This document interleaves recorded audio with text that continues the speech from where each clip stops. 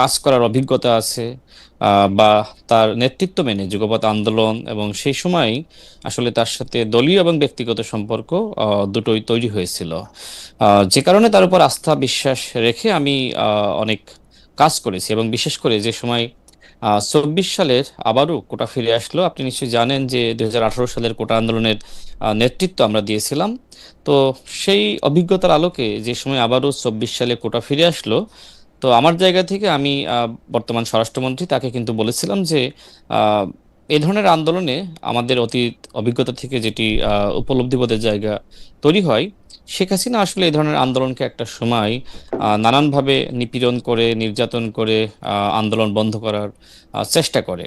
তো যখন আসলে বাধা দিবে, তখন আসলে আমাদের যারা গণতন্ত্রকামী শক্তি আছি তাদেরকে অবশ্যই প্রতিরোধ করার জন্য মাঠে থাকা উচিত, এবং সেই লক্ষ্যে আগে থেকে আমাদের পূর্ব প্রস্তুতি সেটাও থাকা উচিত। তো এই ধরনের আলোচনা আমাদের মধ্যে ছিল, এবং একই সাথে ছাত্র সংগঠনগুলোকে যুক্ত করা, সেটি নিয়েও বেশ অনেক আলাপ আলোচনা পরিকল্পনা হয়েছে। এবং গণ অভ্যুত্থানের সময় আমি এবং স্বরাষ্ট্রমন্ত্রী মাননীয় প্রধানমন্ত্রীর নির্দেশনায় অনেকগুলো কাজ করতে হয়েছে। বিশেষ করে যে সময় আসলে আবু সাইদকে এবং ছাত্রদল নেতা ওয়াসিমকে গুলি চালিয়ে হত্যা করলো, একই দিনে 6 জনকে গুলি চালিয়ে শেখ হাসিনার নির্দেশনায় হত্যা চালালো। তো সেই সময় থেকে মূলত আসলে রাজনৈতিক যে সমন্বয়টা শুরু হয়েছিল, সেটা আসলে বিএনপির নেতৃত্বে, বিএনপি সেই সময় জামাত ইসলাম, হেফাজত ইসলাম সহ সমস্ত রাজনৈতিক শক্তিকে মাঠে নামার জন্য আহ্বান করে।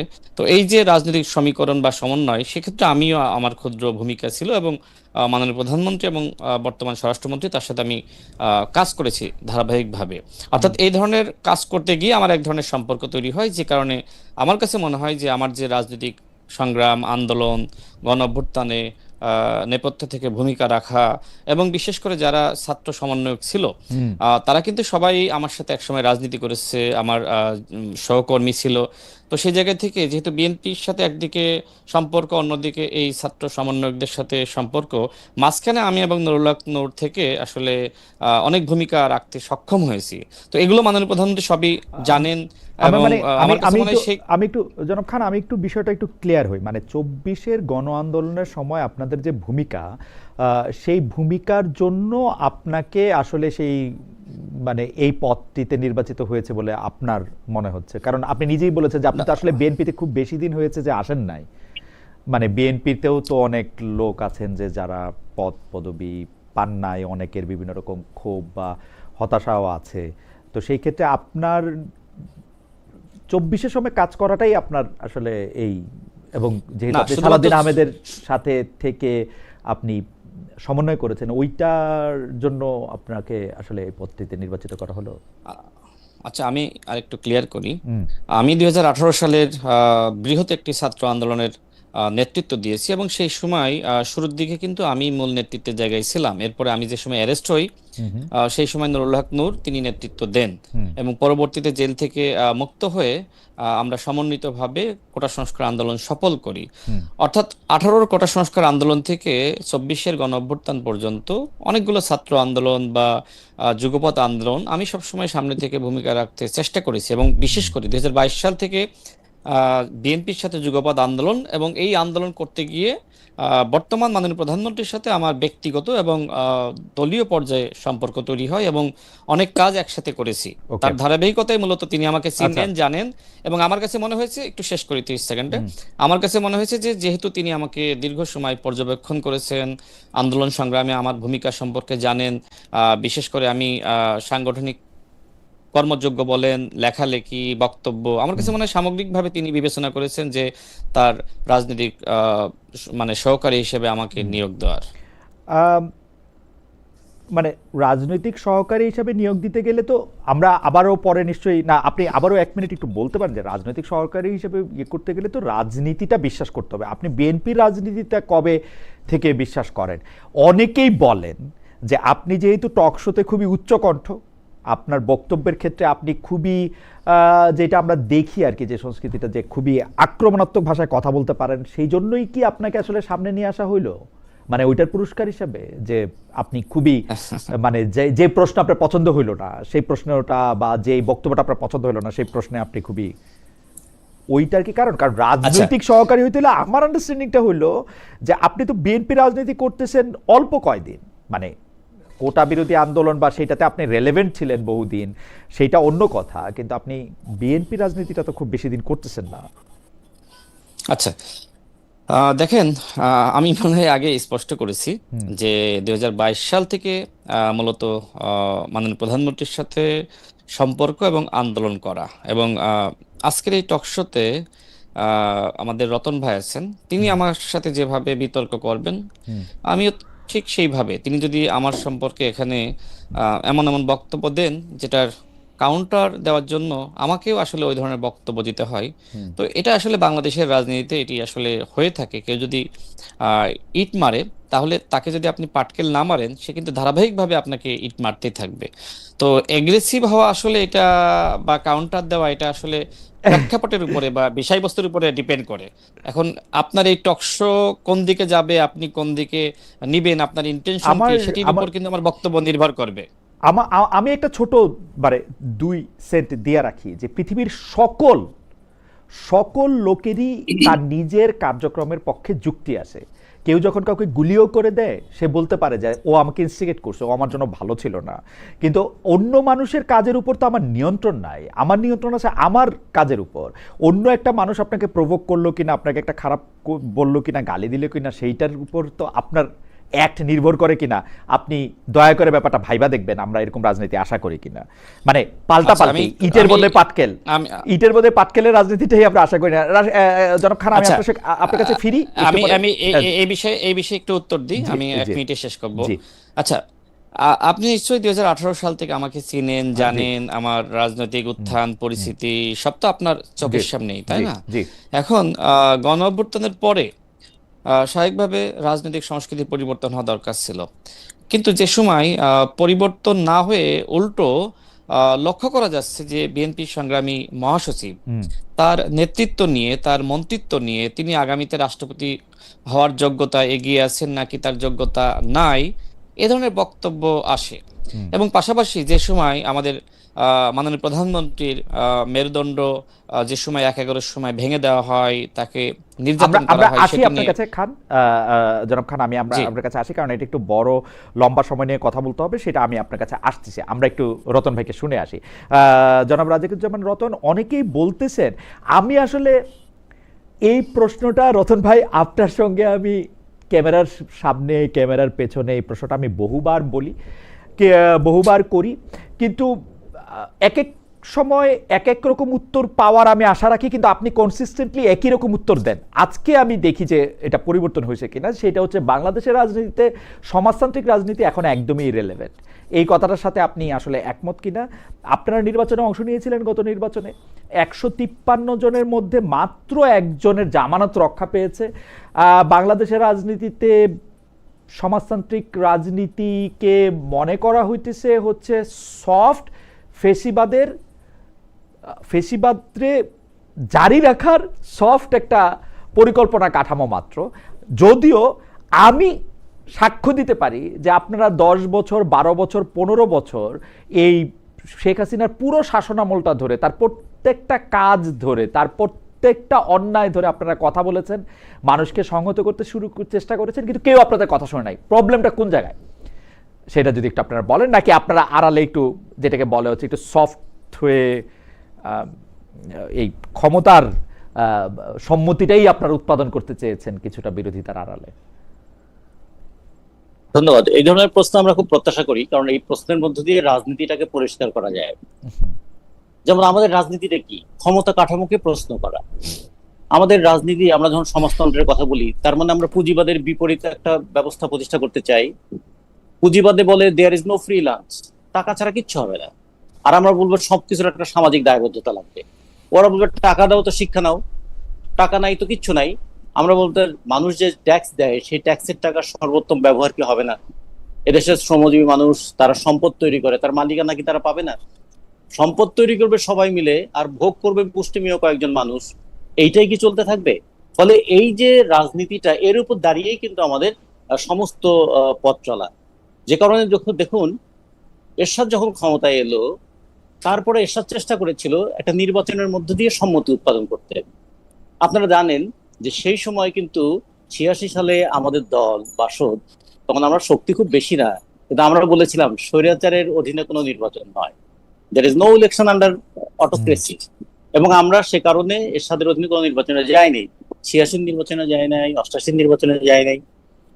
আমাদেরকে অনেকে বলতে পারতো আপনারা নির্বাচন করলে কি বা করতে পারতেন, আমরা কি করতে পারতাম সেটা আর একটা প্রশ্ন। জনগণ আমাদেরকে ভোট দেবেন কি দেবেন না সেটা জনগণের বিষয়, কিন্তু আমরা জনগণকে কোন বক্তব্যটা দিকে ধাবিত করবো, জনগণের কাছে কোন যুক্তিটা নিয়ে যাব, সেটা কি আমরা বলবো না? আচ্ছা, তারপরে ধরুন আবার এই যে যখন এইবারের এই মুভমেন্টের কথা যদি বলি, 2008-এর পরে 2013-র পর থেকে যে পরিস্থিতিটা তৈরি হলো, 2014-র ইলেকশন কিন্তু আমরা বর্জন করলাম। আমাদের বর্জন করাতে আবার এই প্রশ্ন আসতে পারে যে বাসদের বর্জন করাতে কি আসে যায়, কিন্তু আমরা কিন্তু সেদিন বলেছিলাম যে এই নির্বাচনে আমরা যেতে পারি না। তারপরে ধরুন আবার যখন 2018-তে দিনের ভোট রাতে হলো, তখন কিন্তু প্রথম 30শে ডিসেম্বর নির্বাচন হয়েছে।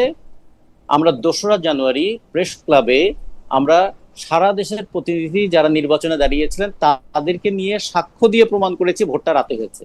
এরপরে যে যে কথাটা চালু হলো না, দিনের ভোট রাতে হয়েছে, এইটা কিন্তু প্রথম এটা দাঁড় করিয়েছিলাম আমরা বাম গণতান্ত্রিক জোট। আচ্ছা, তারপরে 24-এর নির্বাচনে আমাদের এই বক্তব্যটা কিন্তু সারা দেশে চালু হয়ে গেল। সেটা কি, এই নির্বাচনটা কেমন হচ্ছে, যে আমি ডামির নির্বাচন। এই যে আমি ডামি, এই কথাটা প্রথম আমাদের পত্রিকা ভ্যানগার্ডে আমরা উল্লেখ করলাম যে এটা কি নির্বাচন হলো নাকি আমি ডামির নির্বাচন হলো।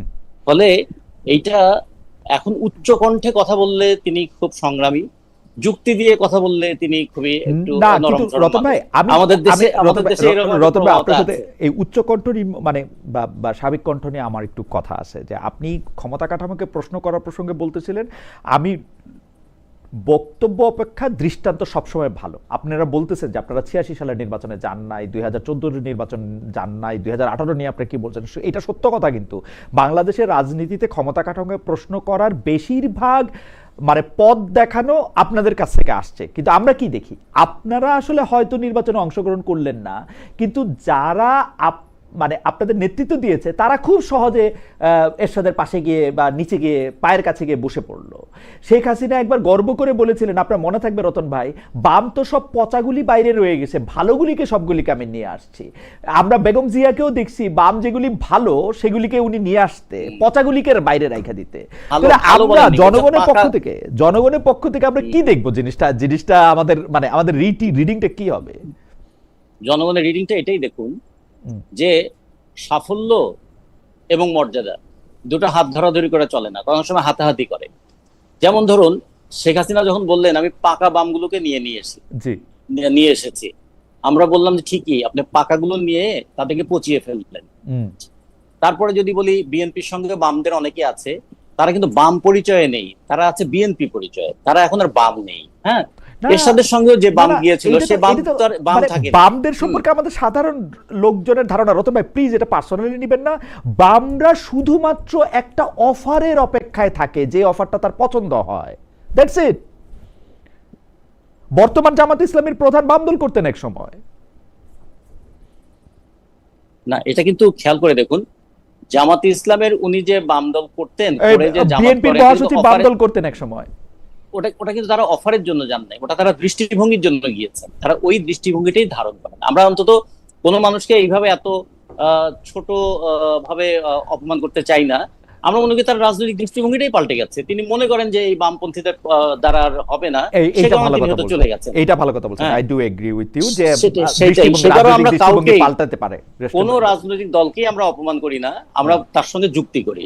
কোন রাজনৈতিক ব্যক্তিকেও আমরা না, এটা আপনার কাছে শিখলাম, রাজনৈতিক দৃষ্টিভঙ্গি পাল্টা যেতে পারে, ইটস ফাইন, রাজনৈতিক দৃষ্টিভঙ্গি পাল্টা যেতে পারে। তো আমরা তাহলে পরের কথা আসি, যে আপনি ওই 2024 সাল পর্যন্ত আপনি বলতেছিলেন, এবার আমরা ইলেকশনে আসি। আমি আপনার কথার সাথে একমত রতন ভাই, আমি আমার কথা কারেক্ট মাইসেলফ, যে মানে এটা একটা অফার নাও হইতে পারে, তার দৃষ্টিভঙ্গি পাল্টা যেতে পারে, আম লাইক ফাইন উইথ ইট।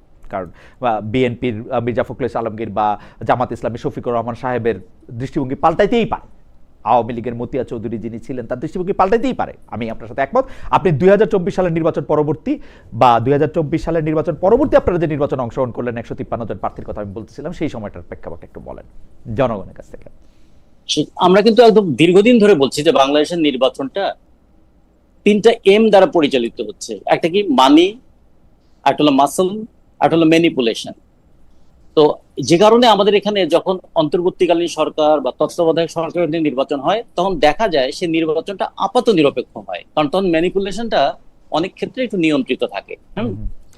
তো এই মানি এবং মাসল পাওয়ার, এই দুটোর কিন্তু একটা দারুণ প্রভাব আছে। তার সঙ্গে আছে কখনো আঞ্চলিকতার প্রভাব, এবং কখনো কখনো আছে যে আচ্ছা উনি মানুষ ভালো, কিন্তু ওনাকে ভোট দিলে উনি যদি একা যেতেনও, ওনারা তো আর সরকার গঠন করে কিছু করতে পারবেন না। অনেক সময় মানুষ একটা ভালো মানুষকেও এই কারণে কিন্তু ভোট দেয় না। তারা মনে করে তিনি মানুষ ভালো, তিনি সংগ্রামী মানুষ, তিনি সবসময় আমাদের পাশে থাকেন। কিন্তু নির্বাচনটা অন্যভাবে আমাদের দেখতে হবে। নির্বাচনে যে টাকার খেলা হয় এবং তার সবার আগে যে নৈতিক অধঃপতনটা হয়, এটার প্রথম ধাক্কাটা আসে যখন হলফনামাটা আমরা দিতে দেখি। হলফনামায় সবাই হলফ করে তার সম্পত্তির পরিমাণটা এমন দেখান যে তার আত্মীয় স্বজন কিংবা সন্তান সন্ততিরও বলবে যে আপনারা তো এটা, বাবা বা ভাই, আপনি তো ঠিক তথ্য দেননি। কেউ যদি বলে তার 10 ভরি সোনা আছে, তার বাজার মূল্য হচ্ছে 1 লাখ টাকা, এবং এটা হলফনামায় লেখেন, এটা নিয়ে কি কোনো লজ্জা হয় না? ফলে এইরকম কিন্তু এইটাই মনে করে না, যে উনি রাজনীতিবিদদের একটু যখন হ্যাঁ, এতে তার সুযোগ আছে, সে ক্রয় মূল্যের উপর লিখতে পারে। কিন্তু রতন সবসময় ভাই, ক্রয় মূল্য দিয়ে লিখবে না তো। রতন আমি ভাই, তো রতন ভাই আমরা যখন সব হলফনামা দিব, রতন ভাই, ভালো মানুষের হলফনামায় তো আমাকে হলফ করে বলতে হবে যে এই সময় আমার হাতে সম্পত্তি কত আছে। আমি যখন ইনকাম ট্যাক্স দেই, হুম, তখন কি আমার ওই আগের বাজার মূল্য দিয়ে ইনকাম ট্যাক্স দেই না বর্তমান বাজার মূল্য না, দিয়ে কিন্তু দেই? রতন ভাই, ভালো তাহলে মানুষদেরকে এই বর্তমান কথা কিন্তু বাজার, আসলে ঠিক আছে যে অনেক সময় ভালো মানুষদের আমরা ভোট দিই না, কিন্তু আমরা তো 2000, আপনি যে মানি মাসল ম্যানিপুলেশনের কথা বললেন, 2026-এ যে ইলেকশন হয়েছে সেই ইলেকশনের মধ্যে একটা নিরপেক্ষ অন্তর্বর্তীকালীন সরকার ক্ষমতায় ছিল, এবং আমরা কিন্তু দেখছি, আমি যদি দুইটা উদাহরণ ধরি, যে ব্যারিস্টার রুমিন ফারহানা পাশ করে আসছেন ব্রাহ্মণবাড়িয়া থেকে, যেইখানে তার আগের দলের লোক ছিল, সেইখানকার বড় ক্যান্ডিডেট ছিল, অনেক বেশি পুরুষতান্ত্রিক একটা সমাজ ছিল। আমি যদি হান্নান মাসুদের কথা ধরি, সন্দ্বীপের হাতিয়া থেকে, এবং হান্নান মাসুদের অর্থনৈতিক অবস্থা মানে খুব যে মানে অনেক মানি, অনেক মাসল, অনেক কিছু ছিল, ব্যাপারগুলি তো এরকম না নতুন দল থেকে। আপনি এটাকে কি বলবেন রতন ভাই? আপনারাই তো জনগণের কাছে এই যাইতে পারতেছেন, এটা দুটো দেখেছেন। একদম দুই ভিন্ন দুটো। হ্যাঁ, হ্যাঁ, একটা আমি আপনারই পরের কথাটা মেনে নিলাম, জি, জনগণকে যেভাবে উইন করা দরকার সেটা আমরা পারিনি, সেটা জি, আমাদের ব্যর্থতা। কিন্তু যে দুটো উদাহরণ দিলেন, সেই দুটো উদাহরণ কিন্তু দুই ধরনের। হুম, রুমিন ফারহানাকে মানুষ দেখেছে কিন্তু 10 বছর 12 বছর ধরে কিভাবে তিনি একটা স্ট্রাগল করে এসেছেন। হ্যাঁ, হুম, স্ট্রাগলিং ক্যারেক্টারের প্রতি যেমন মানুষের একটা ইয়ে থাকে, কিন্তু স্ট্রাগলিং ক্যারেক্টারের সঙ্গে তার পিছনে একটা বিরাট দলের সমর্থন ছিল, সেটা বিএনপি। হুম, হুম, সেই বিএনপি যখন তাকে নমিনেশন দেয়নি, তখন মানুষ মনে করছে তার প্রতি ইনজাস্টিস হয়েছে। ফলে মানুষ কখনো কখনো একটা বড় দলের মধ্যেও যদি ইনজাস্টিস, অনেক অনেক সময় দেখেন না বিদ্রোহী প্রার্থী জিতে যায়। হুম, হুম, তো অনেক সময় রুমেন ফারহানের ক্ষেত্রে কিন্তু এই বিরাট একটা সিম্পেথি কাজ করেছে। তার 10-12 বছর ধরে কন্টিনিউয়াস তার যে স্ট্রাগলটা ছিল, সেটার একটা রিকগনিশন মানুষ দিয়েছে। আর সবচেয়ে বড় কথা, রুমিন ফারহানা যে ফাইটটা দিয়েছেন, একদিকে পুরুষতান্ত্রিকতার বিরুদ্ধে, একদিকে মোল্লাতান্ত্রিকতার বিরুদ্ধে, মানুষের এটা, তাকে আমি রেসপেক্ট করি। কিন্তু আরেকজনের কথা যিনি বললেন, তিনি যে পরিবার থেকে এসেছেন বলে দাবি করেন, আর যে পরিমাণ খরচ করেছেন, এটাও কি ম্যাচ করে? না, কেউ ফলে এটাও খেয়াল করতে কেউ হবে কেউ তো কি তাকে একটা টাকা, কি একটা কেউ তো তাকে টাকা দিতে পারে গোপনে, ক্রাউড ফান্ডিং হ্যাঁ, হইতে পারে, এইটাই তো তার বড় কথা। বন্ধু বান্ধব টাকাটা হইতে পারে। কোথা থেকে এলো, হ্যাঁ, টাকাটা কোথা থেকে এলো সেটা একটা বিষয়, কিন্তু সেটা কি তিনি হলফনামায় উল্লেখ করেছেন না, যে তিনি এই টাকাটা না, না, অমুক জায়গা থেকে পেয়েছেন? না, কিন্তু কিন্তু রতন ফলে ভাই, আমরা যদি কিন্তু বলি রতন যে ভাই, আমরা হাতিয়ার যদি বলি মানুষের যে কাছে টাকার কিন্তু, ব্যবহার, জি, হাতিয়ার মানুষের কাছে কিন্তু হান্নান মাসুদের একটা, মানে কি বলবো এটাকে, আমি জনপ্রিয়তাও আসে, সেটা তো অস্বীকার করার মতো আর না। আর আমি এখানে যদি একটু বলি জি, আপনাকে, দেখুন, হাতিয়ার মানুষের কাছে কিন্তু, কিংবা সন্দ্বীপের মানুষের কাছে, দীপবন্ধু মোস্তাফিজ সাহেবের নাম আপনি জানেন? রাইট, জানি, রূপালী, নিশ্চয়ই ভুলে রূপালী, যাবেন, রূপালী, রূপালী ইন্স্যুরেন্স, হ্যাঁ, রূপালী কিন্তু গ্রুপ। সেই মানুষটা একদিকে ব্যাংকের টাকা কত তছনছ করে ফেললো, কিন্তু সেই মানুষটা কিন্তু আবার সন্দীপের কাছে দীপবন্ধু হিসেবে পরিচিত ছিল। ফলে মানুষ কখনো কখনো আঞ্চলিক এরকম একটা প্রবণতা থাকে যে আমাদের ছেলে, আমাদের এটা থাকে, এটা এটা আমি দোষের মনে করব না। যারা এটাকে ব্যবহার করে, তারা কি উদ্দেশ্যে ব্যবহার করে সেটা ভবিষ্যতে প্রমাণ হবে। কিন্তু মানুষ তো কাউকে না কাউকে অবলম্বন করতে চায়, এটা ঠিক। আপনি যে কথাটা বলতে চেয়েছেন, আমি সেই জায়গাটাতে থাকতে চাই। আমরা বামপন্থীরা কেন মানুষের সমস্ত সংগ্রামের পাশে থেকেও মানুষকে আমাদের পক্ষে আনতে পারি না, হুম, এই প্রশ্নটা আমরা কিন্তু সবসময় বিবেচনার সঙ্গে নেই। এটা আমাদের আত্ম অনুসন্ধান করতে উদ্বুদ্ধ করে, এটা আমাদের পথ দেখাতে উদ্বুদ্ধ করে, এবং এটার সাথে সাথে এটাও দেখায় যে আমরা যতটুকু কাজ করি তার সাফল্য যতটুকু পাই, আমরা যতটুকু কাজ করি তার চেয়ে বেশি দুর্নাম পাই। এই দুর্নামের বোঝাটা আমাদের অনেক সময় টানতে খুব কষ্ট হয়। যেমন ধরবেন যে এ যাবৎকালের যত আন্দোলন যদি কেউ বলে, সব আন্দোলনের ইনিশিয়েট করে কারা, এটা বলে এটাই। হুম, কিন্তু তারপরে আবার আমাদের মধ্যে থেকে যখন কেউ দৃষ্টিভঙ্গি পাল্টে যাওয়ার কারণে হুম, তারই যে হুম, রাজনীতিকে তিনি একসময় অপছন্দ করতেন বা হুম, ঘৃণা করতেন, সেই রাজনীতিতে চলে যান একটা মন্ত্রী হবার জন্য হুম, বা এমপি হবার জন্য। ওটাকেই মানুষ খেয়াল রাখে যে কই তোমাদের অত বড়, উনি তো চলে গিয়েছেন। ফলে রাইট। এটা আমার ভবিষ্যতে যারা লড়াই করবেন তাদের পথটাকে কঠিন করে দেয়। আমার মনে হয় যে এই দৃষ্টিভঙ্গির পরিবর্তনটা কেন হইতেছে সেইটার ক্ষেত্রে কি ইনসেন্টিভ থাকতেছে সেইটাও আমরা একটু শুনবো। আমরা আসতেছি রতন ভাই আমার কাছে, আমরা একটু জনাব রাশেদ খানের কাছে যাই। জনাব রাশেদ খান, আপনার একটা কথা ধরে আমাদের অনেক দর্শক অনেকগুলি মন্তব্য করতেছেন, আপনি কন্টিনিউ করবেন যে আপনার রাজনীতি, আপনার রাজনৈতিক দৃষ্টিভঙ্গি, সর্বোপরি আপনি যে বিষয়টা নিয়ে কথা বলতেছিলেন যে আপনার যে কাউন্টার করা, মানে রাজনীতিতে ঢিল এবং পাটকেল নিয়ে আমরা একটা আলোচনা শুনতেছিলাম, যে আপনি বলতেছিলেন যেহেতু রতন ভাই আপনাকে আক্রমণ করে কথা বলেন, কারণ রতন ভাই কাউকে আক্রমণ করে কথা বলেন না, আমি রতন ভাইকে আক্রমণ করলেও রতন ভাই হাসি মুখে সেটা ফেরত দেন, তো সেই জন্য আপনি রতন ভাইকে কিছু বলবেন না। কিন্তু কেউ এসে যদি আপনাকে ঢিল মারে আপনি তাকে পাটকেল মারবেন, কেউ এসে যদি আপনাকে গুলতি দিয়ে মারে আপনি তাকে গুলি করে দিবেন, কেউ যদি আপনাকে একটা গালি দেয় আপনি তাকে 10টা গালি দিবেন। এইটা হচ্ছে আপনার এটা। কিন্তু আপনি ওই প্রসঙ্গটাও একটু বলবেন যে আপনি খুব জোরে সোরে ইদানিং বলেন, মানে এটা আমাদের দর্শকদের মতামত, মোহাম্মদ মালাওয়াইকি খুব ব্রিফলি এটাকে এরকম বলেছেন যে রাশেদ ভাই বলছেন স্বাধীনতা বিরোধীরা এখন বিরোধী দল, এটা অত্যন্ত লজ্জার। মরহুম বেগম খালেদা জিয়া স্বাধীনতা বিরোধী 2 জনকে মন্ত্রী দিয়েছিলেন, সেটাকে অন্তত গৌরবের নাকি?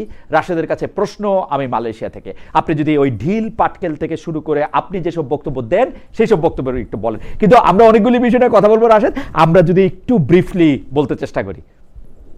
জনাব খান। আহ, দেখেন, যে সময় জামাত ইসলাম বিএনপির সাথে রাজনৈতিক জোটে ছিল এবং একসাথে নির্বাচন করেছে, সেই সময় জামাত ইসলামকে মানুষ মজলুম হিসেবেই জানতো। এবং এখনকার জামাতের নেতৃবৃন্দের বক্তব্য এবং সেই সময়কার নেতৃবৃন্দের বক্তব্যের মধ্যে বেশ পার্থক্য পরিলক্ষিত হয়।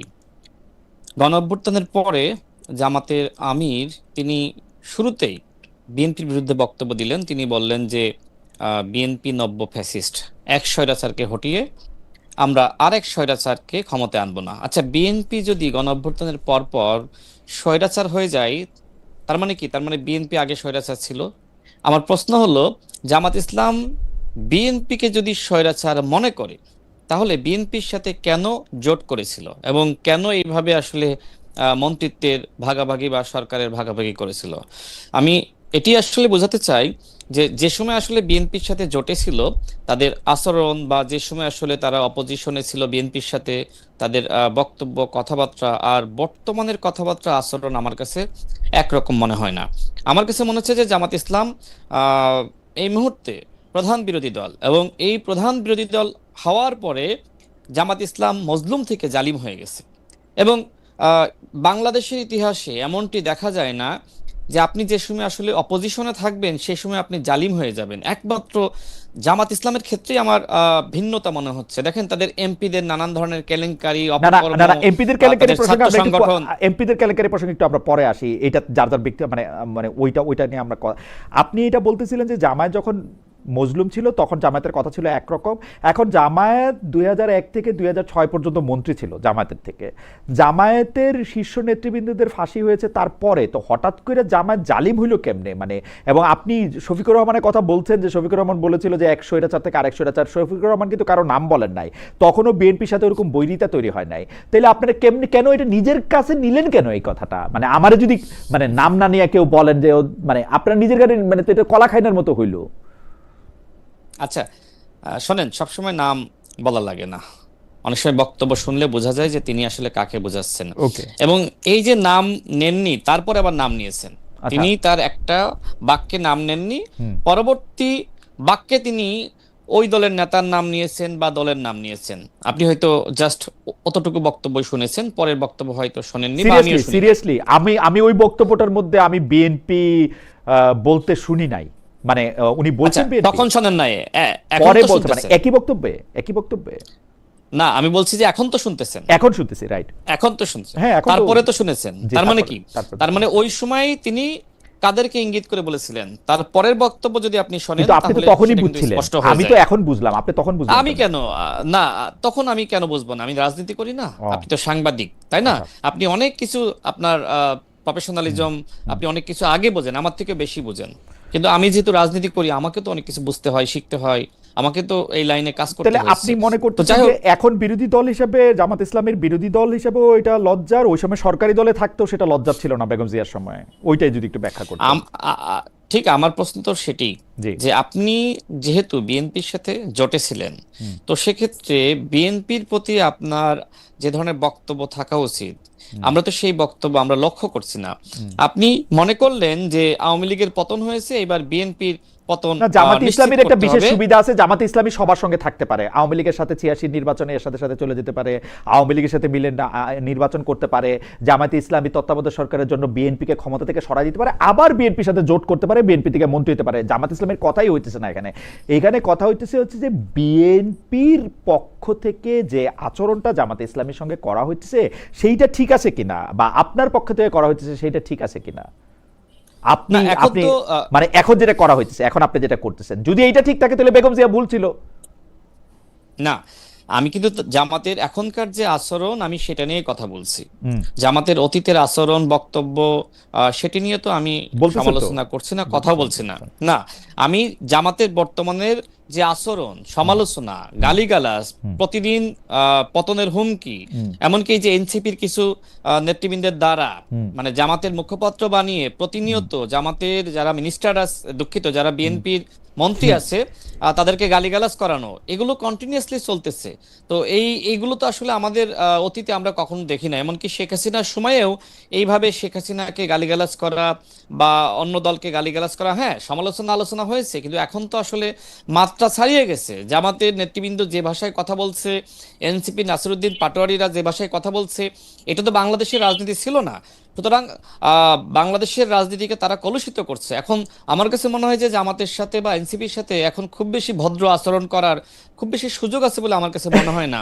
তারা আপনাকে, মানে আপনি যেহেতু হাসতে, যেহেতু আপনি তারা আপনি রাজনীতিকে হাসতে পারেন। কলুষিত করতেছে, আপনি এটাকে ডাবল কলুষিত করে এটাকে ঠিক করবেন, মানে না, আদমরাদের ঘা মেরে তুই বাঁচা। না, ডাবল কলুষিত না। দেখেন, তারা এই ধরনের বক্তব্য আচরণের মাধ্যমে তারা আসলে রাজনৈতিক ভারসাম্যহীনতা সৃষ্টি করতেছে। হুম। এখন তারা মনে করতেছে যে আমরা যে ভাষায় বক্তব্য দিচ্ছি, হয়তো আমাদের এই ভাষার বক্তব্য বা আমাদেরকে কাউন্টার করার কেউ নাই, তারা লাগাতার বলতেই আছে। যেমন আমাদের মাননীয় প্রধানমন্ত্রীকে নিয়ে তিনি কটাক্ষ করলেন, এরপরে তার কন্যাকে নিয়ে, এমনকি তার সহধর্মিণীকে নিয়ে, এমনকি শহীদ প্রেসিডেন্ট জিয়াউর রহমানকে নিয়ে, কিচ্ছু হ্যাঁ, হয় না এসব একের পর কটাক্ষ এক করলে, সমালোচনা। কিচ্ছু হয় না এসব কটাক্ষ করলে। এটা না, যদি কিচ্ছু যা হয় যায় না, কটাক্ষ, এটা কিচ্ছু হয় না, এমন কিছু হয় আচ্ছা, না যে বক্তব্য আচ্ছা, মানে আমি আপনি কটাক্ষ করতেছেন। আচ্ছা, আপনি আচ্ছা, আমারে আমি কটাক্ষ আপনাকে করেন, বলি। আপনি আমারে কটাক্ষ আচ্ছা, করেন, আমি আপনাকে বলি, আপনি আমারে আপনি কটাক্ষ আপনার করেন, কোনো একটা অসুবিধা নেই। প্রোগ্রামে, আপনি আপনার একটা প্রোগ্রামে সম্ভবত আপনি আওয়ামী লীগের কোনো নেতাকে আনতে চেয়েছিলেন। হুম, তো সেই সময় আমার স্পষ্ট মনে নাই হুম। আওয়ামী লীগের কোনো নেতাকে বা শেখ হাসিনাকে আপনি কিছু প্রশ্ন করতে চেয়েছিলেন। না, আমি এরপরে বলছিলাম যে আমি আপনার শেখ নিয়ে হাসিনাকে বাংলাদেশে, ইন্টারভিউ করতে চাই, হ্যাঁ। এক্স্যাক্টলি, হুম, এরপরে বাংলাদেশে আপনাকে নিয়ে অনেক সমালোচনা হয়, আপনাকে গালি হুম। দেয়, এরপরে কিন্তু আপনি সেটা আর করেন নাই। কোনটার করি নাই? শেখ হাসিনা ইন্টারভিউ দিলে এখনো আপনি করব।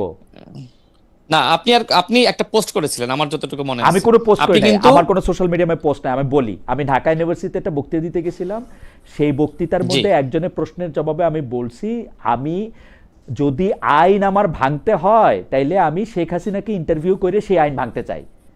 এই আইন ভাঙতে আমি সাদ্দামের ইন্টারভিউ করে সেই আইন ভাঙতে চাই না। দ্যাট ওয়াজ না, মাই আমি সেটাই অ্যানসার। বলছি। এরপরে আচ্ছা, আমি আর আমি কই সেটাই ইন্টারভিউ বলছি। করি নাই। আমাকে যদি শেখ না, হাসিনা এখন আমি বলছি, ইন্টারভিউ দেন, আমি এখন ইন্টারভিউ করব। না, আমি বলছি যে আপনার যদি মানে সমালোচনা বলেন, আলোচনা বলেন, বা যেভাবে গালিগালাজ করছিল, সেটি না করলে কি আপনি আপনার অবস্থান থেকে সরে যেতেন? আমি কি আমার অবস্থান থেকে সরে গেছি? আমি তার পরের আমার দিন কাছে আবার মনে বলছি, হচ্ছে তারপরের দিন আবার বলছি, চেক ইট ব্যাক, আমি তারপর দিন আবার বলছি যে আমি শেখ হাসিনা ইন্টারভিউ এখনো নিতে চাই, এখনো বলতেছি, এবং এই পৃথিবীতে না, এমন কোন সাংবাদিক নাই যে শেখ হাসিনা ইন্টারভিউ নিতে চাইবে না এখন। ঠিক ঠিক আপনার সেই বক্তব্যই আমি বলছি যে আপনার সেই সময় সমালোচনা হয়েছিল। আমার যতটুকু মনে আছে যে আপনি এর পরবর্তীতে আপনার অবস্থানটা আপনি পরিষ্কার করেছিলেন, বা কেন এই কথা, বা আমার কাছে মনে হয়েছে এখনো আপনার তো একটা তাই বললাম, আমি স্ট্যাটাস, এখনো তো তাই বললাম। আমার হয় কি, মানে ঘটনা হইতেছে কিন্তু যে আপনি করেননি, কিন্তু আপনি এই কি- রিস্কটা নেননি। কি রিস্ক? আমি তো এখনো বলতেছি শেখ হাসিনা ইন্টারভিউ করলে এখনো ইন্টারভিউ করব। আমি 2 সপ্তাহ আচ্ছা পরে বাংলাদেশে আসবো রে ভাই, শেখ হাসিনা ইন্টারভিউ যে করবো, এইটা বইলা আমি আবারও বলতেছি আমি শেখ হাসিনা ইন্টারভিউ করবো, এখন আমার জেল দিয়ে দেন শোনেন না জেল দেওয়ার প্রসঙ্গ না, অথবা আমি জাস্ট অথবা অথবা অথবা মাফ করেন। আমাকে যে প্রশ্ন করলেন হ্যাঁ আপনার বিষয়ে ওই সময় যেটি হয়েছিল আমিও তো দেখেছি, যে কারণে আমি ওই প্রসঙ্গটা আনলাম। যে দেখেন বাংলাদেশে যেটি হয়, কন্টিনিউয়াসলি নাসিরুদ্দিন পাটোয়ারিরা বলেন বা অন্যান্য নেতৃবৃন্দ বলেন, তারা কন্টিনিউয়াসলি বিএনপিকে নানান ভাষায় গালিগালাজ করছে, কটাক্ষ করছে। সেই জায়গা থেকে তারা যে ভাষায় কথা বলছে আমরা তো ওইটার যৌক্তিক ব্যাখ্যা দিচ্ছি যে তারা আসলে এইভাবে রাজনীতিকে আসলে নষ্ট করতেছে, নোংরামি ফেয়ার এনাফ, করতেছে। ফেয়ার এনাফ, আপনার এটা পজিশন হতে পারে, কিন্তু আমরা মনে করি যে একটা জায়গার থেকে যেটাকে আপনি কলুষিত বলতেছেন, সেই কলুষিতর জবাব যদি আপনি কলুষ দিয়েই দেন, এটা দূর হবে কিনা সেইটা ভাইবা না দেখা না, এটা দরকার। তো কাউন্টার দিয়ে, আমি তো এটা সেটাই। পাল্টা ব্যাখ্যা দিয়ে, যেমন হ্যাঁ, যেমন দেখেন যে সময় আসলে বিএনপি সম্পর্কে জামাত ইসলাম নানান ধরনের মানে বক্তব্য দিচ্ছে, যেমন বিএনপি নাকি জুলাই জাতীয় সনদ নিয়ে গণভোট নিয়ে প্রতারণা করছে, এবং এই বক্তব্য দিতে গিয়ে তারা বিএনপিকে আবার গণভোটের হুমকি দিচ্ছে, নানান ধরনের কথাবার্তা বলছে, একদিনে পতন ঘটিয়ে দিবে, 7 দিনে পতন ঘটিয়ে দিবে, 16 দিনে পতন ঘটিয়ে দিবে, এই বক্তব্যগুলো আপনিও শুনেছেন। তো সেই জায়গায় জামাত ইসলামের যে মুনাফিকি, প্রতারণা, ভণ্ডামি, সেগুলো আমরা মানুষের সামনে স্পষ্ট করছি, আহ, যে যেখানে আপনি যেখানে জুলাই জাতীয় সনদ নিয়ে অন্তর্বর্তীকালীন আমরা সরকার তো প্রতারণা করলো, গণভোটের অধ্যাদেশ নিয়ে অন্তর্বর্তীকালীন সরকার প্রতারণা করলো, এবং সেটা ব্যাখ্যার সহিত যে এই জায়গায় ডক্টর মোহাম্মদ ইউনূস প্রতারণা করেছে, এই জায়গায় না না, অন্তর্বর্তীকালীন সরকার ব্যাখ্যা তো প্রতারণা আপনি করেছে, চাইলে, ব্যাখ্যা তো আপনি বিএনপি। চাইলে, ব্যাখ্যা তো জি, চাইলে আপনি দিতেই তা পারবেন, সেই ব্যাখ্যাই তো, কিন্তু সেই ব্যাখ্যা যদি না, ব্যাখ্যা সেই তো আপনি চাইলে, ব্যাখ্যা ব্যাখ্যা তো শোনেন, আপনি, শোনেন ব্যাখ্যা তো আমি আপনাকে বলি, যেমন যেমন নিউজ 24 এর একটি টকশোতে আমাকে লাগাতার barrister Shahriar Kabir royal agent বলছে 3 মিনিট ধরে, আমি কিন্তু হাসতেছি, আমি মানে তাকে বোঝানোর চেষ্টা করতেছি, তো তিনি কন্টিনিউয়াসলি কিন্তু আমাকে রয়্যাল এজেন্ট বলেই যাচ্ছেন, যেখানে বাংলাদেশে নরেন্দ্র মোদীর আগমন বিরোধী আন্দোলন নুরুল হক নূরসহ আমরা করেছিলাম, এবং সেই সময় আমার নামে 3টা মামলা হয়। এরপরে যদি ওই ব্যক্তি আমাকে বারবার রয়্যাল এজেন্ট বলেন, হ্যাঁ আমরা ভারতের কাছ থেকে টাকা খেয়েছি, তা আপনি এটা আওয়ামী কিভাবে, লীগের কাছ থেকে টাকা খেয়েছি, আপনি এটা কিভাবে না বন্ধ করলেন, তখন আপনি এটা কিভাবে বন্ধ না করলেন? তখন তো স্বাভাবিকভাবে আমি কত সময় নিজেকে কন্ট্রোল করব, তখন আমি রাইট, তাকে কিন্তু কাউন্টার দিয়েছি, এবং আপনি আমাকে এবং তখন এবং আমার আপনি যেরকম যে শারীরিক ভাষা ব্যবহার করে কাউন্টার দিচ্ছেন সেটা খুব ডিসেন্ট হয়েছে। না, শারীরিক ভাষা না, তিনি আমাকে আমি লাগাতার দেখতেছিলাম এইভাবে যে, আমি আমাকে দেখতেছিলাম যে আপনি আঙ্গুল তুলে তুলে কথা বলতেছেন ভাষায়। আমি বলতেছি না, উনি তো থামতেছে না, উনি আমাকে রয়্যাল এজেন্ট বলতেছে, তারপর তখন আমি তাকে বলছি আচ্ছা যে থাক, আপনি আমি আমাকে রয়্যাল আমি এজেন্ট এটা নিয়ে, বলতে পারেন। আমি এটা আমি নিয়ে, বললাম, আমি আচ্ছা এটা আপনি নিয়ে, বলেন, জি আমি জি, যদি ওই সময় তাকে না থামাতাম, হ্যাঁ, হ্যাঁ, বা মনে করেন যে আমি রাগান্বিত হয়েছি, তো আমি দেখেন রাগান্বিত না হলে তো তিনি একের পর আমাকে এই ধরনের ভাষা তিনি আমি ব্যবহার আমি করেই আমি ঠিক, যাচ্ছিলেন। আমি ঠিক জানি না, কারণ আপনি একজন রাজনীতিবিদ, আমি একজন সাংবাদিক, আমি আসলে আপনার ব্যাপারটা আমি বুঝতে পারবো না কখনো, যে মানে আমার আসলে কি না, করা এটা উচিত। বুঝতে পারবেন না আপনি। যেমন এটা আমি আপনি বুঝতে পারবো না, আপনি যেমন যেমন রাজনীতি ধরেন করলেই বুঝতে পারবেন। রাজনীতি করলেই বুঝতে পারবো, যেমন ধরেন আপনাকে আমি যখন বললাম যে আমাকে কটাক্ষ করেন, তখন আপনি আরেকটা প্রসঙ্গের কথা বললেন, যাই হোক সেইটার একরকম, কিন্তু আমাদের একজন দর্শক কি বলতেছে আপনি দেখেন, উনি আমাকে বলতেছেন যে খালেদ ভাই আপনাকে কটাক্ষ করা কিছু নাই, আপনি মিড লেভেলের একজন ইউটিউব সাংবাদিক ভাই, আপাতত আপনাকে মাঝে মধ্যে দেখলে মনে হয় এটা পডকাস্ট যেখানে ক্যাজুয়াল আলাপ হচ্ছে, রাজনৈতিক নেতাদের সিনিয়র ভাই বলে তেল দেন। ফেয়ার এনাফ, এটা ওনার মনে হয়েছে, কারণ আমি কোনো গুরুত্বপূর্ণ লোক না, আমাকে কটাক্ষ করারও কিছু নাই, সেজন্য আমি হয়তো বুঝতে পারবো না যে আপনাকে কটাক্ষ করলে বা আরেকজন মানুষকে আরেকটা কথা বললে এটা কোথায় ইয়া করা উচিত। আমি আসবো আবার আপনার কাছে জনাব রাশেদ খান, আমি একটু রতন ভাইয়ের কাছে যাই। রতন ভাই, ইন্টারেস্টিং, আমি যখন থেকে টেলিভিশন শো করতে শুরু করছি তখন থেকেই হচ্ছে যারা সিনিয়র, সেইটা হচ্ছে যে খুবই ইংরেজি কেতায় আমি তাদেরকে সাহেব বা নাম ধরে না ডাইকে ভাই বলি, আপা বলি, ওইটার সাথে মানে আমার ব্যক্তিগত সম্পর্ক অসম্পর্কের কিছু মানে বোঝা যায় না, কিন্তু রতন ভাইয়ের সঙ্গে সত্যি সত্যি আমার ব্যক্তিগত সম্পর্ক আছে, খালি একটা অনুষ্ঠান করার জন্য কেটে শেয়ার করবো যে রতন ভাইয়ের সঙ্গে আমার 30 বছরের চেইন পরিচয় আছে, আমি জানি না, হোয়াটএভার। আমি আপনাকে যেটা বলতে চাই যে জুলাই আন্দোলনের শরিক হিসেবে রতন ভাই আপনারাও অন্তর্বর্তী সরকারের গঠনে সহায়তা করছেন, কিন্তু প্রথম দিকে যমুনায় ডাক পেতেন, সেখানে কিছু মিটিংয়েও গেছেন, পরে দিন যত গড়িয়েছে ডক্টর ইউনূস সরকারের সঙ্গে আপনাদের দূরত্বও বেড়েছে, তখনকার প্রেস সচিব পর্যন্ত জনাব শফিকুল আলম আপনারাদেরকে বলেছেন যে বামদের দ্বারা, আপনাদের সম্পর্কে বলছেন, বামদের দ্বারা ইনফ্লুয়েন্স হলে বাংলাদেশের জব হবে না, বাংলাদেশকে উনারা বনসাই বানিয়ে রাখতে চান।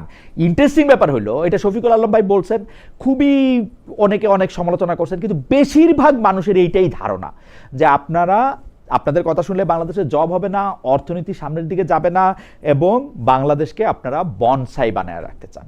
রতন ভাই একটু যদি শুনতাম আপনার কাছ থেকে। কয়েকটা জিনিস একদম পরিষ্কার করা দরকার আমাদের। হুম।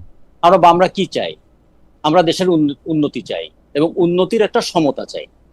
বৈষম্য বিরোধী আন্দোলনের পটভূমিতে যে সরকারটা গঠিত হলো, আওয়ামী লীগের বিরুদ্ধে আমাদের ক্রোধ, ক্ষোভ, রাগ সবকিছু কেন্দ্রীভূত হয়েছিল কিন্তু নির্বাচনকে নিয়ে।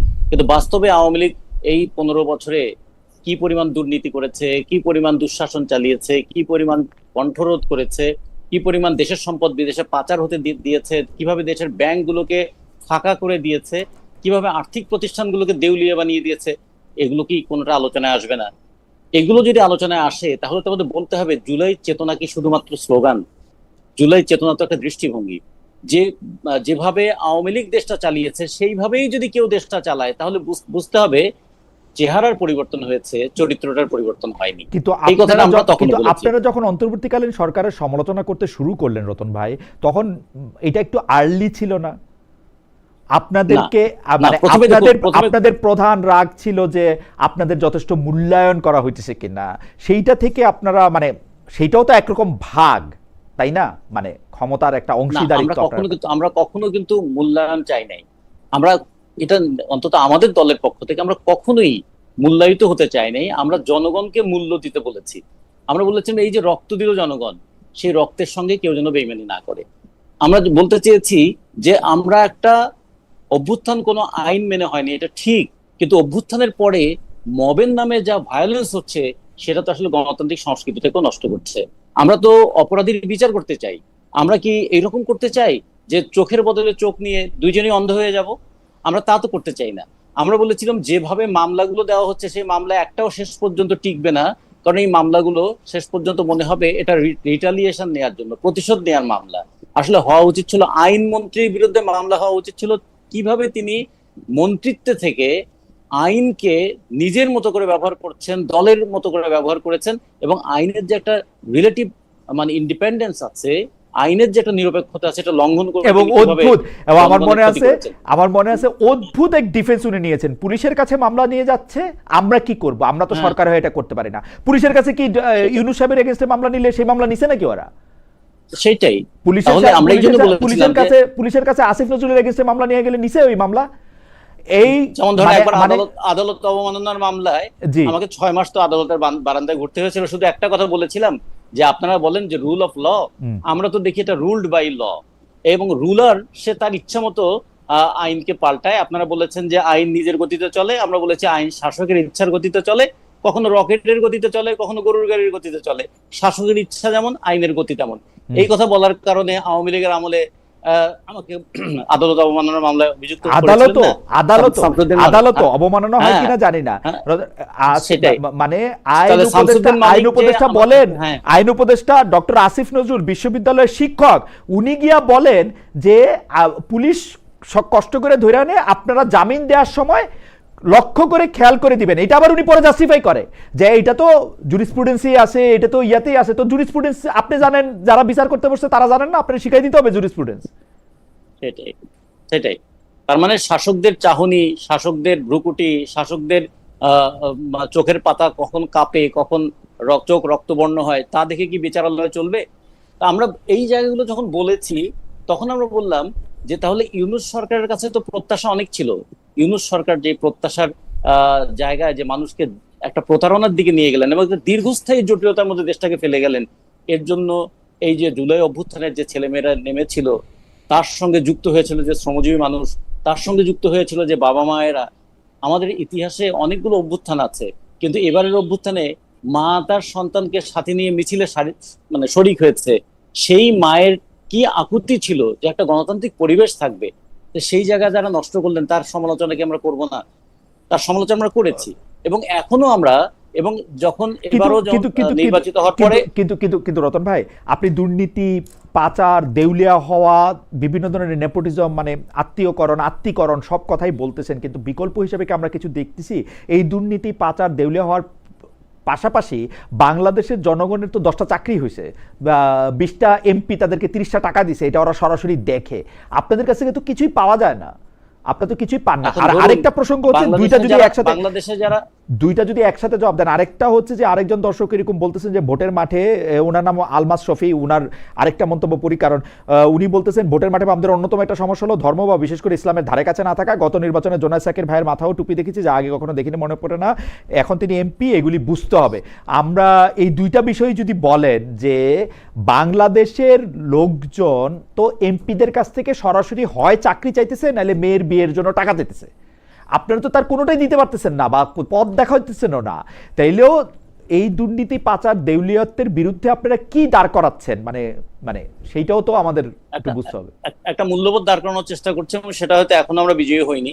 আচ্ছা, ধরুন যে ইয়াবা ব্যবসা করে, তার ইয়াবার সোর্স হিসাবে তো সে 15-20 জন 25 জনকে কাজে লাগায়। এমনকি আমরা যদি বলি এরশাদ শিকদারের মতো একজন খুনি, সেও তার এলাকায় গিয়ে সে একদিকে 23টা খুন করেছে, আবার এলাকায় গিয়ে মসজিদ করেছে, এতিমখানা করেছে, মাদ্রাসা করেছে। এলাকার লোক তো তাকে আবার খুব একজন ভালো মানুষ হিসেবে জানে। তাহলে মানুষের এই জানাটার সঙ্গে সত্যিকারের চেহারাটা কি উন্মোচিত হওয়া উচিত নয়? আর একটা বিষয় হলো, নির্বাচনের সময় আমি ধর্মকে ব্যবহার করে মানুষের ভোট নেব? কেউ বেহেশতের সোল এজেন্সি দাবি করে ভোট নেবে, সে বলে যে আল্লাহ সবকিছুর মালিক, কিন্তু তিনি আবার বলছেন আমাকে ভোট দিলে তুমি বেহেশতে যাবা, তার মানে আল্লাহর দায়িত্ব কি তিনি নিজে নিয়ে নেবেন? এই ধরনের কথা তো ভাই আমরা বলতে পারবো না। এই ধরনের কথা না বললে যদি ভোট না পাই, তাহলে আরো অনেক দিন হয়তো আমাদের অপেক্ষা করতে না না, হবে। কিন্তু এই ধরনের কথা, কিন্তু রতন ভাই এই ধরনের কথা বলতে হবে না। কিন্তু আপনারা কি একটা আদারিং এর রাজনীতি করেন কিনা, যে সেই আদারিংটা হচ্ছে যে যদি রাশেদের মতো এরকম সুন্দর দাড়ি থাকে, যদি একটা সৌম্য চেহারা থাকে, যদি পাঞ্জাবি পরে, 5 ওয়াক্ত নামাজ পড়ে, মসজিদের দিকে যায়, ওরে আপনি আর মানে বাম দলে ওর যাওয়ার আর কোনো চান্স না থাকে কিনা, এরকম একটা অবস্থা হয় কিনা? নূর বা রাশেদের মধ্যে, বাম নেতাদের মধ্যে বিরাট একটা অংশ তারা কিন্তু দাড়ি রাখে, তাদের অনেক সময় বড় চুলও রাখে।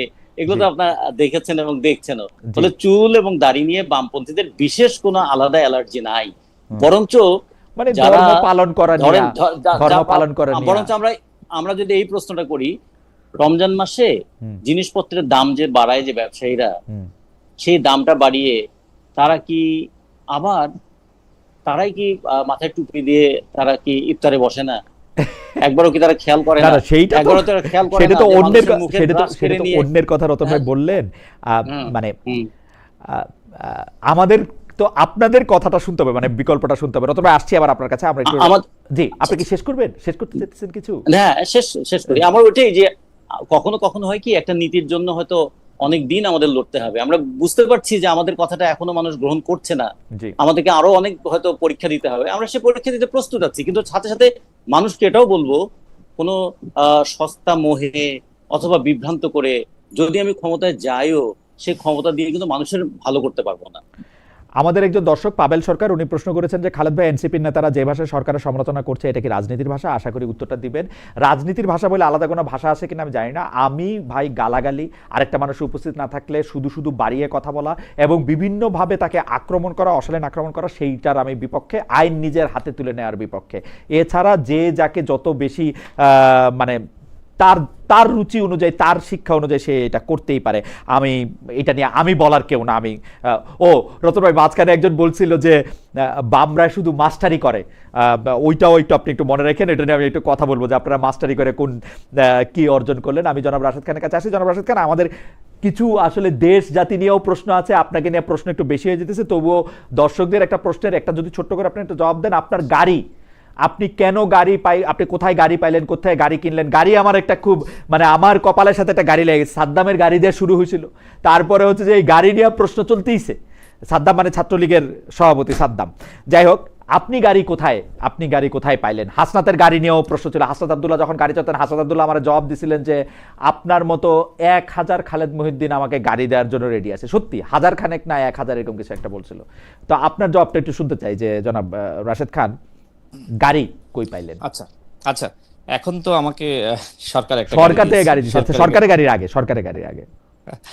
আচ্ছা, নিশ্চয়ই আপনার খেয়াল থাকবে যে ইন্টারিম গভর্নমেন্টের সময় নুরুল হক নূরের উপর, আমাদের উপরে গণ অধিকার পরিষদের কার্যালয়ের সামনে হামলা হয়েছিল, এবং সেই হামলা প্রশাসনের একটি অংশ জড়িত ছিল, এবং জাতীয় পার্টির সাথে গণ অধিকার পরিষদের যে সংঘর্ষ, সেটিকে কেন্দ্র করে তো নুরুল হক নূর ব্যাপকভাবে আক্রান্ত হয়েছিল। এরপরে গণ অধিকার পরিষদের একজন নেতা, তিনি ব্যবসা করেন, কেন্দ্রীয় সহসভাপতি, হুম হুম তার নাম জাহিদুর রহমান। হুম তিনি আমাকে তার 2টা গাড়ি ছিল। তো এই ঘটনার পরে তিনি আমাকে বললেন যে ভাই আমার গাড়ি আপনি ব্যবহার করেন। এর কারণটা ছিল যে আমি আসলে আগে বাইকে চলাচল করতাম, হুম। আমি নিজে বাইক ড্রাইভ করতাম না, আমার আচ্ছা। ছোট ভাই সে আমাকে জি।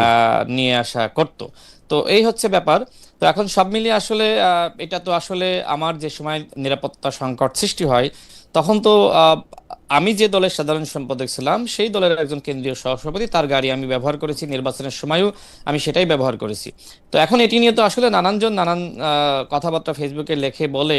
এখন এটি নিয়ে আসলে আমার বলার কি আছে, আমি কতজনের উত্তর দিব? এই ওকে বিষয়গুলো নিয়ে আসলে খুব বেশি কথা বলার সুযোগ আছে বলে আমি মনে করি না। ওকে, আপনি বলেছেন, নামও বলেছেন যে কে আপনি গাড়ি দিয়েছেন, নিশ্চয়ই এইটা জবাব। এটা সবাই, এটা যারা যারা যারা প্রশ্ন তোলে তারাও জানে, কিন্তু জি। তারা তো স্বাভাবিকভাবে তারা আমার জানে কিনা, কথাগুলোর তারা কাউন্টার জানে কিনা জানি না, কিন্তু আপনি আপনি আপনি আজকে জানলো, আপনি আজকে আপ- আজকে আপ- জানলো। আপনার বক্তব্যের মধ্যে এটা পরিষ্কার হলো। আমি একটু দল নিয়ে প্রশ্ন করি, সরকার নিয়ে প্রশ্ন করি। 31 দফার 20 নম্বর দফা, বিএনপির যে 31 দফা, সেটার কথা বলতেছি, যে এক রকম লঙ্ঘন করে বিএনপি সরকার প্রথমে সিটি কর্পোরেশন, জেলা পরিষদে অনির্বাচিত প্রশাসক নিয়োগ দেয়।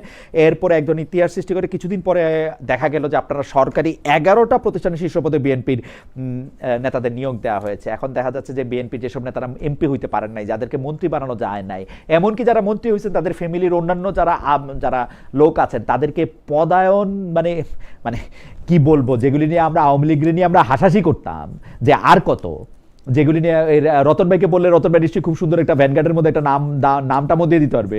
এইটা একটা, এটা কি শুরু হয়েছে আসলে বিএনপিতে?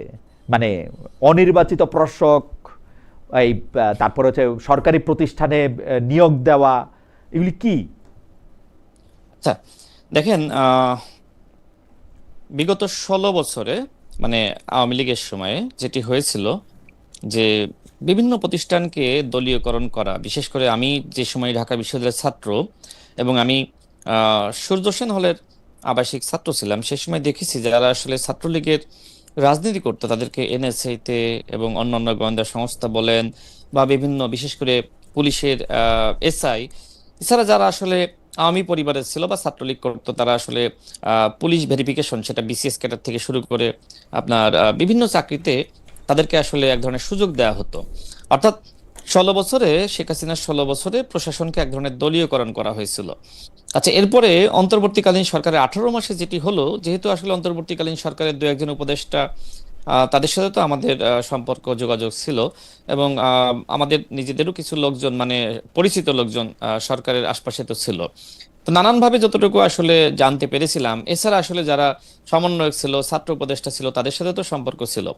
তো সব মিলিয়ে যতটুকু তথ্য আমার কাছে ছিল সেটি হলো, তারা মনে করছিল যদি আসলে বিভিন্ন জায়গায় রদবদল বা প্রমোশন, যারা আসলে অতীতে ছাত্র দল করেছে বা বিএনপি পরিবারের, এমনকি জামাতের বা আপনার শিবিরের রাজনীতি করেছে, শুরুতে তাদের চিন্তা ছিল আসলে নিজেদের মতন প্রশাসনকে গুছানো। তো সেই সময় কয়েকজন উপদেষ্টা তাদেরকে পরামর্শ দেয়, বিশেষ করে ছাত্র উপদেষ্টা বা সমন্বয়কদেরকে, যে আমরা যদি আসলে জামাত এবং বিএনপির ঘরানার কোনো আপনার কর্মকর্তাকে প্রমোশন দিই, সেক্ষেত্রে তোমরা নিজেরা যে রাজনীতি করতে চাও সেটা বাস্তবায়িত হবে না, বরং আওয়ামী লীগের যারা আছে এদেরকে যদি ভয় দেখিয়ে কাজ করানো যায় সেটি কিন্তু বেটার। অর্থাৎ শেখ হাসিনার 16 বছর আর ডক্টর মোহাম্মদ ইউনূসের 18 মাস, এই সময় কিন্তু প্রশাসনের খুব বেশি রদবদল হয়নি। আচ্ছা, নির্বাচনের পরে বিএনপি ক্ষমতায় এসেছে, এখন বিএনপি আসলে আমার কাছে মনে হয় যে এক ধরনের কনফিউশনের মধ্যে থাকা খুব স্বাভাবিক, যেহেতু যেখানে অন্তর্বর্তীকালীন সরকারের প্রধান উপদেষ্টা বা সরকারের উপরে দায়িত্ব ছিল প্রশাসনকে ঢেলে সাজানো, সেই কাজটি করতে সক্ষম হয়নি। সুতরাং এখন সরকার পরিচালনা করার জন্য এক ধরনের বিশ্বস্ততা, সেটির অত্যন্ত প্রয়োজন আছে। সেই জায়গা থেকে আপনার বিভিন্ন জায়গায় প্রশাসক নিয়োগ দেওয়া না, বলেন বা আমি আমি আমি বিভিন্ন দুইটা কর্পোরেশনে, জিনিস, জনাব রাশেদ এই খান, লাইনটা শেষ জনাব করি, জি, শেষ এই করেন, লাইনটা শেষ, শেষ করেন। এই লাইনটা শেষ করি।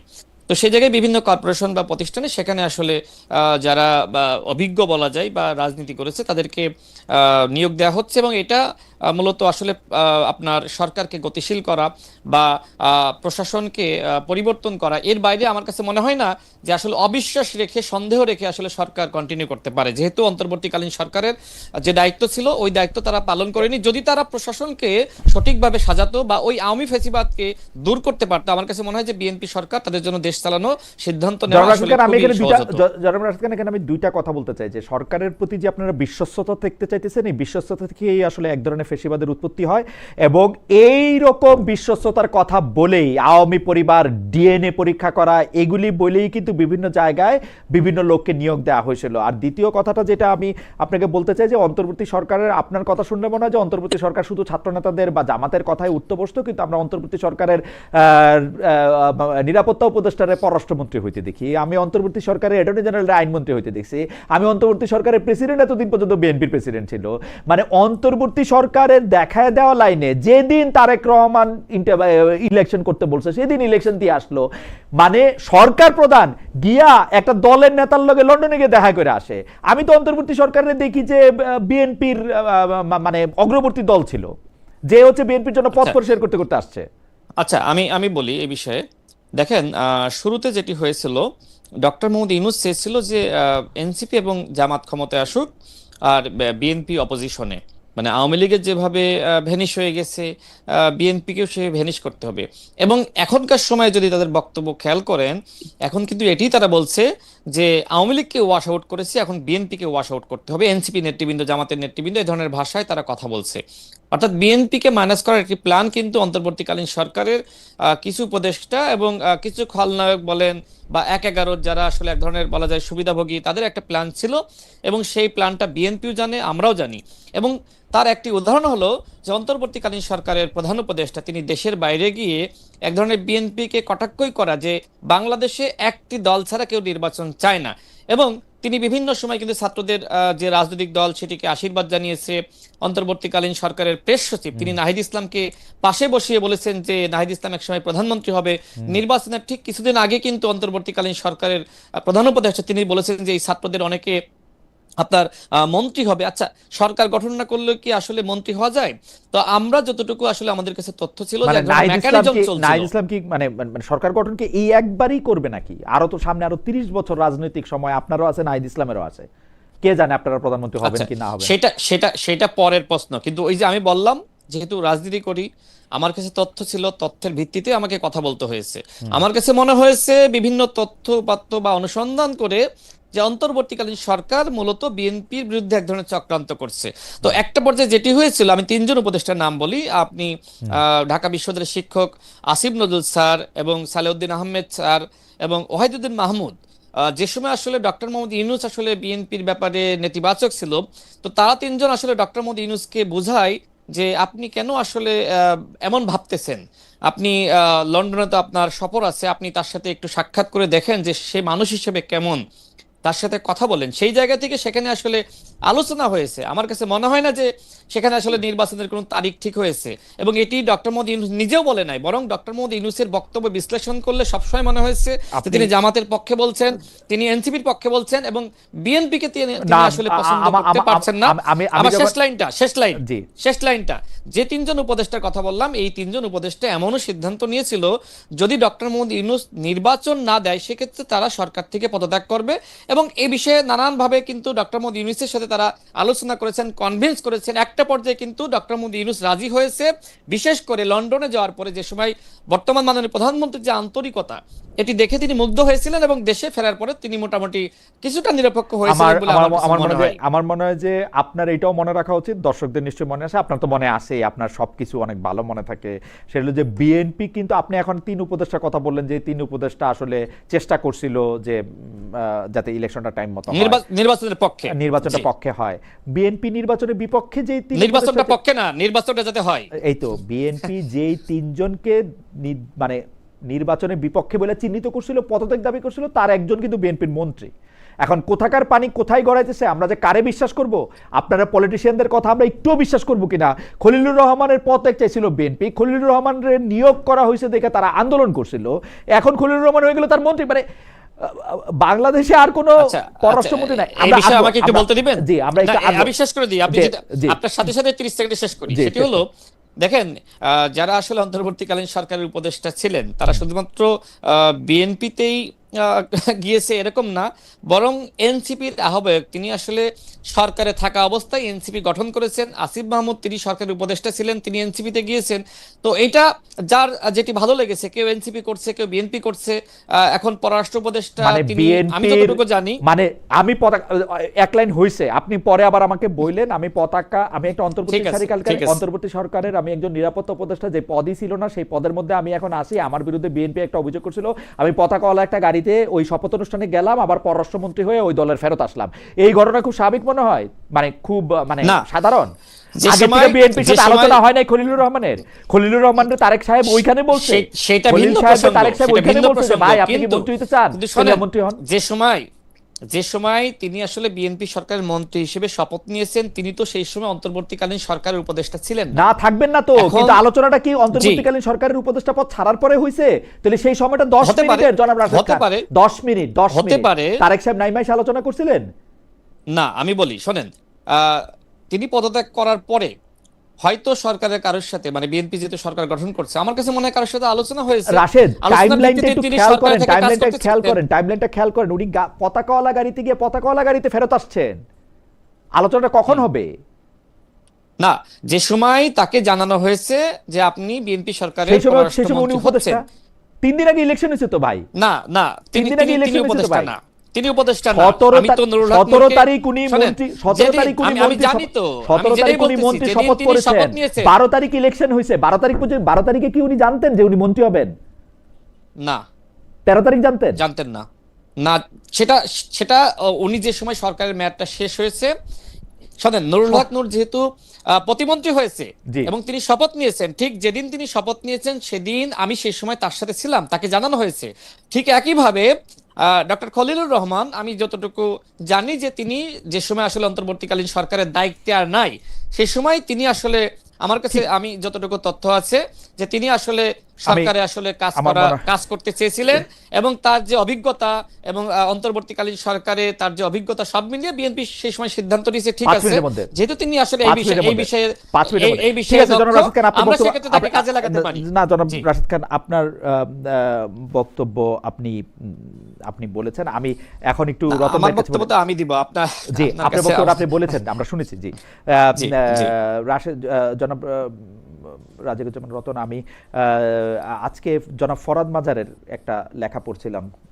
উনি ফেসবুকে লিখতেছেন যে আপনারা যে 72-এর সংবিধানের প্রতি পক্ষপাত দেখান, আপনারা যে মার্কিন চোখেই সন্ত্রাসবাদ বিবেচনা করেন, আপনাদের সেকুলার বয়ান মানে যে ইসলামপন্থীদের বিরোধিতা, এইগুলি নিয়ে তিনি কিছু প্রশ্ন তুলেছেন। আপনি যদি একটু সংক্ষেপে বলতেন, আমরা একটু শুনতাম। জনাব রাশেদ, আপনাকে কি বের হয়ে যেতে হবে, নাকি আপনার কাছে আর 5-7 মিনিট সময় আছে? আমাকে যদি আর কিছু প্রশ্ন থাকে, আপনি আমাকে একটু আগে সুযোগ দিয়ে আমাকে। না, আমরা শেষ করে দেব। আমরা রতন ভাই থেকে আপনার কাছে এসেই শেষ করে দেব, মানে আপনাকে ছেড়ে দেব। ঠিক আছে, 5 মিনিট থাকতে পারবো আমি, 5 মিনিট, রতন ভাই, 5 আপনি মিনিট যদি থাকতে একটু পারবো। বলেন যে ফরহাদ মাজার, আমরা ফিরবো আপনার কাছ থেকেই ফিরে শেষ করব, আপনি যদি ফরহাদ মাজারের এই লেখাটা সম্পর্কে একটু বলেন রতন ভাই। আমাদের তো একটা ভূখণ্ডের জনগণের সংগ্রামকে ব্যাখ্যা করার ক্ষেত্রেও দৃষ্টিভঙ্গির পার্থক্য থাকে। মুক্তিযুদ্ধ তো কোনো আকস্মিক ঘটনা ছিল না, এটা একটা মুক্তির আকাঙ্ক্ষা থেকে, এটা লড়াইয়ের পরিণতিতে 1971 সালের মুক্তিযুদ্ধ সংগঠিত হয়েছিল। মুক্তিযুদ্ধের পরে আমরা যে দেশটা পেয়েছি, সেই দেশটা আমাদের প্রত্যাশা অনুযায়ী চলে নাই। তাই বলে কি মুক্তিযুদ্ধের সব অর্জনকে আমরা বাতিল করে দেব? যেমন অভ্যুত্থান, 24-এর অভ্যুত্থানের পরে তো অভ্যুত্থানের আকাঙ্ক্ষা অনুযায়ী দেশ পরিচালিত হচ্ছে না, তাহলে কি আমরা বলবো অভ্যুত্থানটা ভুল ছিল? ফলে আমরা, ফরহাদ মাজার তিনি তার মতো করে ব্যাখ্যা করছেন, আমাদের ব্যাখ্যাটা হচ্ছে এই, আমরা চেয়েছিলাম যে পাকিস্তান ছিল একটা ধর্মভিত্তিক রাষ্ট্র, আমরা বলেছিলাম যে একটা ধর্মনিরপেক্ষ রাষ্ট্র চাই। পাকিস্তান ছিল 22 পরিবারের শোষণের একটা দেশ, আমরা চেয়েছিলাম একটা শোষণমুক্ত দেশ চাই। পাকিস্তান ছিল সামরিক শাসন দ্বারা পরিচালিত একটা রাষ্ট্র, আমরা চেয়েছিলাম একটা গণতান্ত্রিক রাষ্ট্র। তো এই যে পাকিস্তানের সঙ্গে চাওয়ার ভিন্নতা, সেটা আজকে কতভাবে প্রমাণিত হচ্ছে, এমনকি আজকে বেলুচিস্তানের মুভমেন্ট দেখলেও তো আমরা দেখবো আমরা পাকিস্তানের আমরা অভ্যন্তরে রতন ভাই মানুষ আপনার কাছে কিভাবে লড়ছে। রতন ভাই আপনার কাছে আমরা ফিরবো। আমরা রাশেদ খানকে ছেড়ে দিই একটা শেষ প্রশ্ন করে, যে জনাব রাশেদ, আপনি অনেকের সমালোচনা করেন, নাহিদ আসিফদের সমালোচনা তো আপনি করেই থাকেন। এদিকে কর্নেল অলি আহমেদের একটি বক্তব্যের আপনি অনেক সমালোচনা করেছেন, এলডিপি নেতা, যে বক্তব্যের মাধ্যমে উনি বলেছিলেন, একটা হুঁশিয়ারি দিয়েছিলেন যে এরা যদি এক হয় তাহলে এটা হবে না। আপনি কি একটু এই জায়গাটা থেকে একটু ব্যাখ্যা করবেন, মানে আচ্ছা এর প্রেক্ষিতে বক্তব্য যে নাহিদ আসিফদের আচ্ছা সমালোচনা দেখেন, করবেন? কর্নেল অলি আহমেদ তিনি তো অবশ্যই বাংলাদেশের একজন বর্ষীয়ান নেতা। দেখেন আমি যেহেতু আসলে বিএনপির একদম শীর্ষ পর্যায়ের সাথে আমার কাজ করার সুযোগ হয়েছে, তো আমি যতটুকু জানি সেটি হলো যে কর্নেল অলি আহমেদ বিএনপির কাছ থেকে অনেক বেশি আসন তিনি প্রত্যাশা করেছিলেন। কিন্তু বিএনপি আসলে মাঠ পর্যায়ে জরিপ করে যে তথ্য পায় সেটি হলো যে আমরা যদি এতগুলো আসন তাকে ছাড় দিই, সেক্ষেত্রে আসলে অধিকাংশ আসনই আসলে সেখানে জামাত জিতবে। তো যে কারণে আসলে কর্নেল অলি আহমেদকে খুব বেশি আসন বিএনপির পক্ষ থেকে মানে ছাড়বে এরকম আসলে প্রতিশ্রুতি দিতে পারেনি। তো তিনি ক্ষুব্ধ হয়ে তিনি আসলে জামাতের সাথে গিয়েছেন। তো আমি সেক্ষেত্রে একটি সমালোচনা করেছিলাম, বিশেষ করে যে সময় তিনি বললেন যে জামাতের আমির ডাক্তার শফিকুর রহমানের নেতৃত্বে ছোট ছেলে নাহিদ ইসলাম, মানে শব্দটা এরকম ছিল, ছোট ছেলে নাহিদ ইসলাম এবং মাওলানা মামুনুল হক, তারা তিনজন যদি হুম, একতাবদ্ধ হয়ে রাজপথে নামে সেক্ষেত্রে বিএনপি সরকারের 7 দিনে পতন হবে। এবং নানান সময়ে কিন্তু আমি তার এই ধরনের বক্তব্য শুনেছি। তো সেই জায়গা থেকে আমি তার কাউন্টার হিসেবে বলেন বা আমি আরেকটি সমালোচনা আমি করেছি যে আসলে আপনারা তো একসাথেই আছেন, তাই না? তো আপনারা আমি আপনাদেরকে বলতেছি যে আপনারা ঠিক আছে, আপনারা আগামীকাল প্রেস ব্রিফিং করে একসাথে হয়ে আপনারা 7 দিনের মধ্যে বিএনপি সরকারের পতন ঘটিয়ে দেন। আমি এটিও বলেছি যে 7 দিনের মধ্যে যদি আপনারা বিএনপি সরকারের পতন ঘটাইতে পারেন তাহলে আমি রাজনীতি ছেড়ে দেব। জাস্ট এটা পলিটিক্যাল রেটরিক। তো আমার কাছে হচ্ছে এটি মনে হয় যে কর্নেল অলি আহমেদ মূলত যেহেতু আসলে তাকে আসন ছাড়া হয়নি, তিনি বিএনপির প্রতি ক্ষুব্ধ হয়ে তিনি একের পর এক তিনি আসলে বক্তব্য দিচ্ছেন। নিশ্চয়ই আপনার খেয়াল থাকবে প্রথম আলো পত্রিকায় সংবাদ পরিবেশন হয়েছিল যে সময় আসলে আমরা শেখ হাসিনার বিরুদ্ধে আন্দোলন করছিলাম, সেই সময় তিনি গোয়েন্দা সংস্থার সাথে হাত মিলিয়ে জনক মাসুদ করিম নামের একজন ব্যক্তির সাথে না, তিনি কিন্তু এগুলি বলা তো যায় একজন এগুলি তো ট্র্যাপের মধ্যে পড়েছিলেন। আপনার কাছে কোনো তথ্য নাই জনাব রাশেদ। আপনি একটা বর্ষীয়ান আছে, তথ্য রাজনীতিবিদ আছে, আমি সম্পর্কে আমি আমি আমি জেনেই বলতেছি, আমি দায়িত্ব নিয়ে না, বলতেছি। আপনি তো একটা আমি যে পজিশনে পত্রিকার আছি আপনি সেই তো একটা পজিশনে থেকে পত্রিকার দায়িত্ব নিয়ে বলতেছি। একটা তিনি না পত্রিকার উদাহরণ দিচ্ছেন। পত্রিকার কথা বললাম এবং বিষয়টা আমি জানি, আমি জানি, জেনেই বলে আমি জানি বলে বলতেছি। ওই ওকে, সময় ডক্টর ঠিক আছে। রেজা কিবরিয়াও আপনি ডক্টর রেজা কিবরিয়ার নামও কিন্তু আপনি আপনার পত্রিকায় দিয়েছিল। আপনাকে আপনি এ আপনাকে নিয়ে একজন মানে বিস্তারিত একটা একটা এটাকে কি বলে, রয়ের এজেন্ট এরকম বলা হয়েছিল বলে আপনি খুবই না, কষ্ট আমি পেতেন। রয়্যাল এজেন্ট বলি নাই, আমি বলেছি গোয়েন্দা সংস্থার এক ধরনের ট্র্যাপ ছিল। দেখেন অন্তর্বর্তীকালীন সরকারের সময় সেই মাসুদ করিম কিন্তু বাংলাদেশে অ্যারেস্ট হয়েছে। পরবর্তীতে অনেক গণমাধ্যম এসেছে যে তিনি আসলে গোয়েন্দা সংস্থার এজেন্ট ছিলেন এবং বাংলাদেশে যারা ওকে, আন্দোলন সংগ্রাম করে তাদেরকে হতাশ করার জন্য এক ধরনের আর্টিফিশিয়াল আন্দোলন সৃষ্টি করতেন এবং সেক্ষেত্রে ফাঁদে পা দিয়েছিলেন কর্নেল অলি আহমেদ। এই না বিষয়গুলো আমি সামনে এনেছি। সেটা বোধহয় আপনি আমার আমার মনে হয় যে আমি জানি, আমি দায়িত্ব নিয়ে বলছি, আমি জানি না, আপনি কর্নেল অলি